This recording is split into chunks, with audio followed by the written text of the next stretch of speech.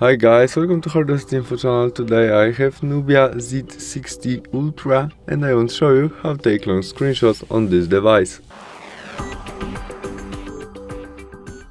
To do that, in the first step, open application as Google Chrome settings, something would have more information than you have on the one side of screen where you can scroll something. Now we press volume down and power key together at the same time as to make normal screenshot and tap on scroll shot. Now we must tap to stop our scrolling, and after that we confirm all by done, or we can add more manually. And that's all, we have our long screenshot. To save it in our gallery we press this icon. Thanks for watching, bye!